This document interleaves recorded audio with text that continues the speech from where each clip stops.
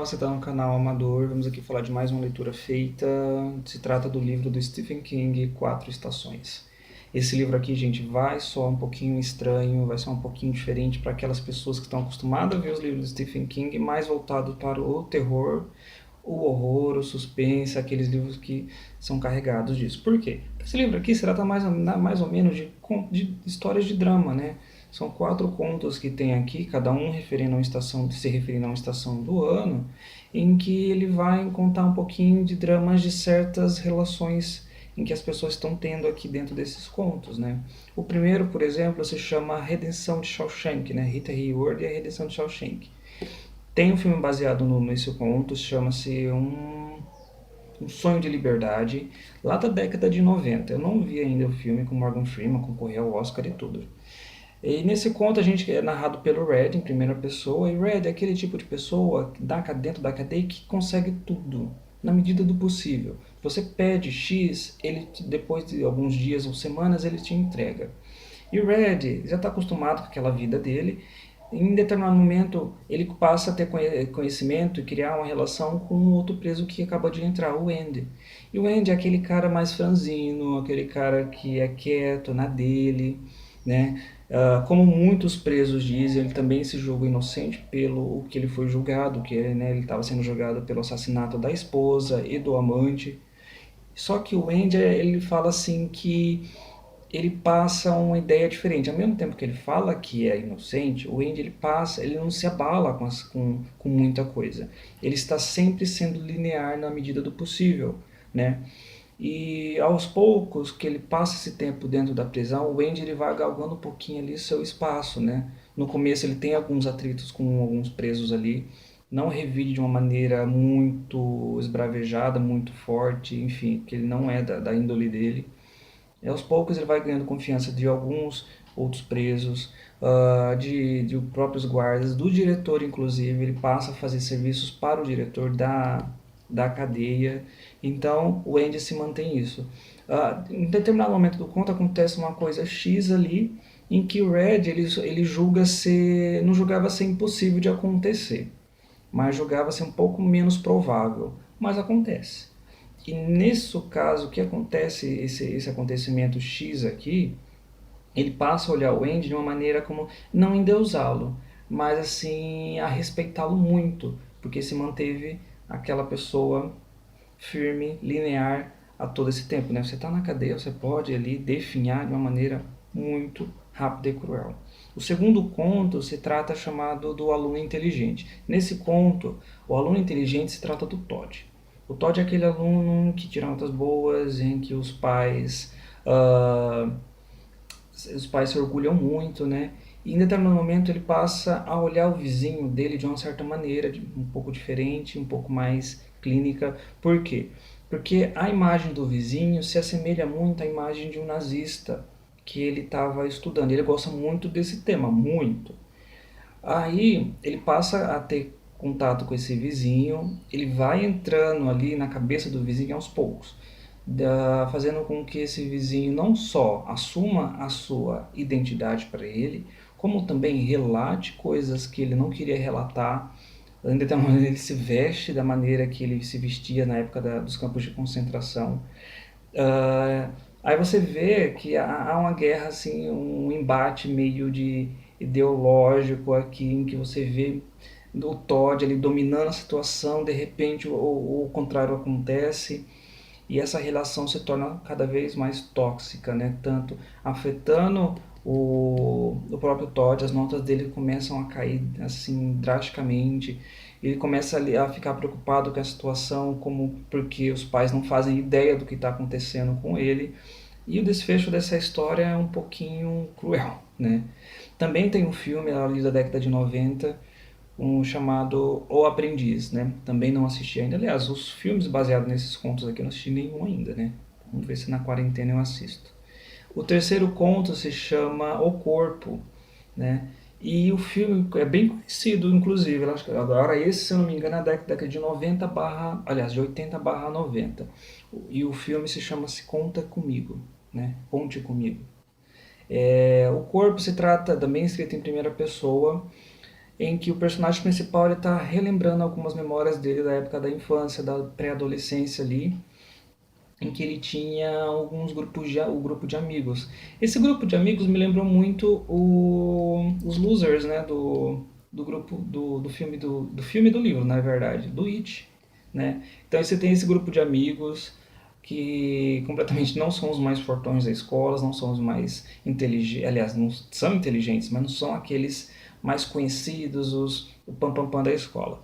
E em determinado momento da história, o personagem principal, ele narra que um desses amigos dele descobriu que havia descoberto um corpo de uma criança que tinha se perdido na mata ali perto. Eles decidem ir ver esse corpo, né?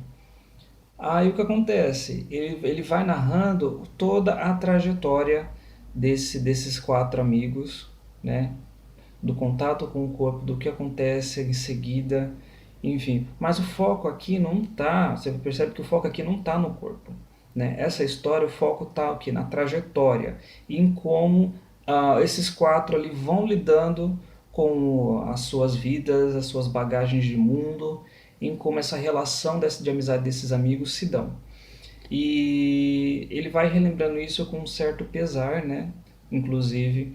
E é legal que nesse conto, como todos os outros livros também acontece, você vê um tipo de easter egg que o próprio Stephen King coloca de outros livros, né? Nesse conto aqui, por exemplo, você vê uma breve referência ao livro do Cujo, né? Daquele cachorro assassino. E em determinado momento você também vê a referência ao próprio It, né? Por exemplo, aqui ó, na página 192 dessa edição aqui, ele começa, ó. Cruzam a Auburn, acho que é o nome da avenida que tinha lá. Chico pega um atalho e entra Minot Avenue. As quatro pistas estão praticamente desertas e todas as casas do subúrbio parecem cheias. Vem um garotinho com uma capa de chuva amarela caminhando pela calçada e pisando cuidadosamente nas poças. Isso se assemelha muito ao livro It, né? Porque acontece, é que nesse trecho aqui, o personagem principal, além de estar relembrando as histórias, aliás, as lembranças dele, as histórias que ele passou, ele também é um escritor quando ele vira adulto. Então ele tinha muito disso de contar histórias. E aqui é um trecho de uma história dele, né? Em que ele narra que ele vê um garotinho de capa amarela brincando na chuva na calçada. O quinto conto, eu acho que esse conto é o que mais se assemelha ao terror, ao horror que a gente é acostumado a ver nos livros do Stephen King, né? Chama-se O Método Respiratório. Nesse conto há uma história dentro da história. A gente vê o personagem principal narrado em terceira pessoa, aliás, em primeira também, depois em terceira. Ele, ele entra dentro de um clube em que só participam homens. E esse clube, esses homens, eles se encontram para o quê? Contar histórias. É um clube meio esquisito, um pouco peculiar. E em determinado momento, perto do Natal, né? Um desses cavaleiros começam a narrar uma história. Ele trabalha no hospital, ele é médico, ele faz partos. E o que acontece é que em determinado momento ele se depara com uma moça em que ela está grávida, é uma moça solteira, em que ela está grávida e apesar disso ela decide ter o filho dela. Né? Apesar disso, ela quer sim ser mãe acima de tudo. Ele passa para ela o método respiratório, que é um conjunto de ações, de comportamento que ela tem que fazer para estimular e quando chegar na hora do parto se sentir menos desconfortável, né? Acontece um embrólio aqui tão grande, você fica olhando para o final desse conto, eu li duas vezes o final desse conto para me entender, que você não é uma situação meio esquisita, né? O que acontece no parto dessa mulher é uma situação meio esquisita.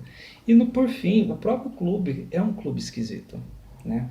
O final desse conto aqui dá a entender que esse clube também tem um quê de misterioso, enfim.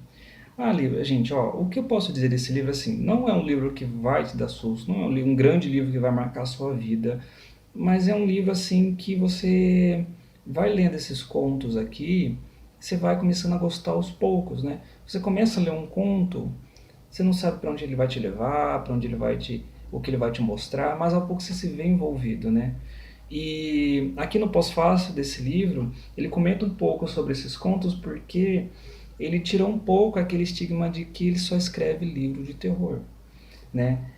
A preocupação do editor dele era ele ser rotulado, né, como apenas um escritor de terror.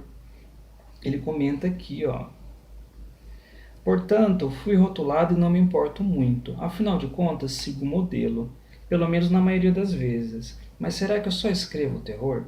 Se vocês leram a história deste livro, dirão que não, né? Cada um desses contos, um tanto longos, foi escrito imediatamente depois de um romance. É como sempre, é como se eu sempre acabasse um grande trabalho com gás suficiente para produzir um romance curto, né? Aí ele comenta um pouquinho sobre outros escritores de terror, ó. Então pensei em todas as pessoas que tinham sido rotuladas de escritores de terror, que haviam me proporcionado um enorme prazer ao longo dos anos. Lovecraft, Clark Ashton Smith, Frank Belknap Long, Fritz Leiber, Rob de Bloch, Richard Matheson, Shirley Jackson, né? Até ela foi rotulada de escritora fantasmagórica.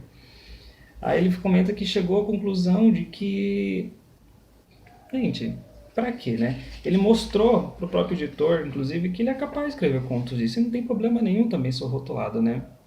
Aí ele comenta no finalzinho, ó: mas me apaixonei também por cada uma dessas histórias e acho que alguma parte de mim sempre estará apaixonada. Espero que tenha gostado, leitor, que tenha feito o que uma boa história deve fazer. Fazê-lo esquecer das suas preocupações e levar a um lugar onde nunca foi. É a mágica mais gostosa que conheço.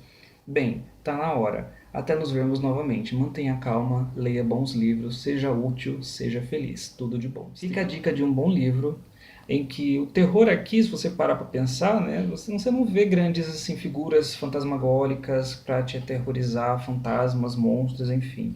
O terror aqui, às vezes, o horror vem das próprias relações das pessoas, vem do próprio inconsciente ou consciente das pessoas em fazer tais coisas, né? Você vê aqui no conto do aluno inteligente, por exemplo, você fica horrorizado com o tipo de relação que essa criança, né, vai ter com esse senhor de idade. Você fica horrorizado em saber também, ou fica um pouco espantado, em como se dá o encontro das crianças lá do conto do corpo, em como é o encontro deles com o corpo em si. Você fica horrorizado em saber tudo isso, né? Você fica espantado em você se deparar com o final do último conto do método respiratório. Ou seja, não precisa te dar um monstro para você sentir susto. Às vezes, nas próprias relações entre as pessoas, você passa a se assustar dependendo de como essa relação se dá. Fica a dica de um bom livro, vale a pena ser lido e ser lido também, porque também, gente, é Stephen King, né? Se você gostou do vídeo, se inscreva no canal, curta, tem vídeos aí toda semana. Até a próxima.